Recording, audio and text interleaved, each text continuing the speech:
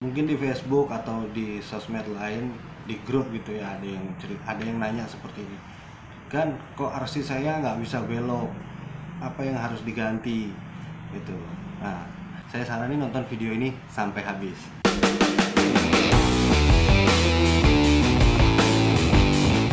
Assalamualaikum warahmatullahi wabarakatuh. Apa kabar kalian semua? Halo gengs, saya Edwin, kembali lagi di Geng Oprek. Mau melanjutkan pembahasan yang sebelumnya pernah kita bahas, yaitu tentang pengenalan RC untuk pemula. Yang kali ini adalah part 2, yaitu kita membahas RC Propo atau RTR. Yang belum nonton video yang part pertama, linknya ada di atas sini ya. Yang belum subscribe, tombolnya ada di bawah sini. Tapi kita saat ini adalah gimana cara kerja elektronik di RC sampai bisa RC itu dikendalikan. Nah, kalau ada masalah di RC kalian atau ada kerusakan, kalian nggak bingung apa sih yang perlu diganti, part apa yang perlu dibeli. Jangan kalau udah rusak terus tinggal taruh di gudang.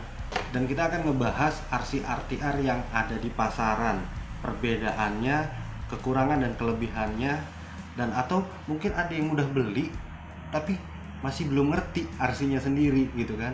Oke, tonton sampai habis. Nah, langsung aja kita oprek.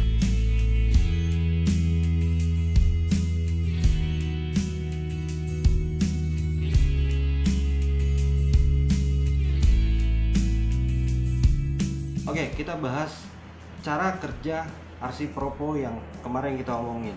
Yang pertama, kita omongin remote. Remote ini ada dua, ada receiver, ada transmitter.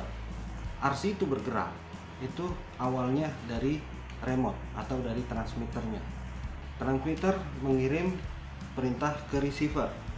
Seperti ini receiver, bentuknya kecil. Dan pada umumnya mereka punya dua channel.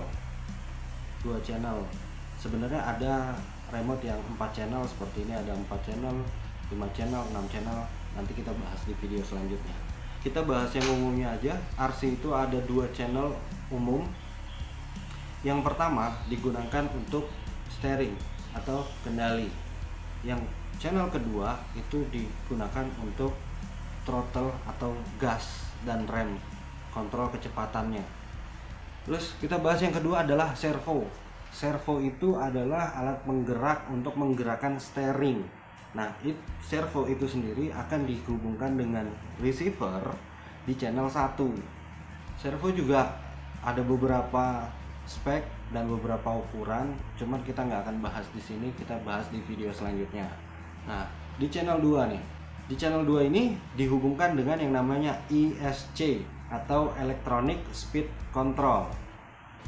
Electronic Speed Control ini gunanya adalah menerima tenaga dari baterai, menerima sinyal juga dari receiver, lalu diteruskan ke motor agar motor ini bergerak sesuai dengan permintaan dari si remote.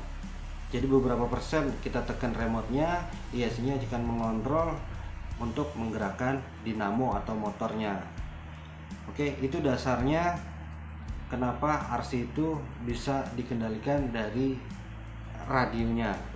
Untuk motor dan ESC sendiri ada beberapa spesifikasi yang berbeda-beda, nanti kita bahas di video selanjutnya yang lebih detail. Oke, untuk dayanya sendiri, dimana RC itu membutuhkan sebuah baterai. Oke, jadi jelas ya, ada remote dan receiver yang mengirim dan menerima sinyal, ada servo untuk menggerakkan steering, ada ESC yang mendistribusikan tenaga baterai ke dinamo supaya bergerak maju dengan kecepatan tertentu tergantung dari sinyal dari remote-nya. Oke. Nah, sekarang kita ngebandingin RTR yang ada di pasaran saat ini. Kali ini saya bawa contoh ada 4 RC RTR yang ada di pasaran. Yang pertama adalah WLT 1:28, kisaran harga 500 ribuan. Yang kedua ada WLT 1:18 dengan harga 800 ribuan. Ada RC SG 1602 1:16 dengan kisaran harga 1,2 juta. Dan ada RC Tamiya Lansbox, saya lupa ukuran 110 atau 1:12, harganya kisaran 3 jutaan. Kenapa saya ambil ini semua? Supaya saya ada perbandingan yang saya mau kasih lihat kepada kalian. Oke, perbedaan yang pertama adalah perbedaan di servonya. Ukuran servonya dari RC yang ukurannya kecil, sedang, dan besar ada beda-beda. Jadi kalau servo kalian rusak, pastikan ukuran servonya, panjangnya, tingginya, untuk ganti supaya ukurannya pas dengan servo yang sebelumnya. Untuk spek servo kita bahas di video selanjutnya. Ada perbedaan di ukuran motornya, di mana RC yang besar terkadang RC yang besar pakai motor yang cukup besar atau dinamo yang cukup besar, sedangkan yang lebih kecil akan pakai atau menggunakan dinamo yang agak sedikit lebih kecil. Meskipun ada beberapa RC yang ukuran 118 pakai motor yang lebih besar, berarti tenaganya lebih gede. Lalu dari ESC dan motor sendiri itu ada versi brush, ada versi brushless. Nanti kita tunjukin bentuknya. Versi brush itu ESC dan motornya dihubungkan dengan 2 kabel, ada plus dan minus.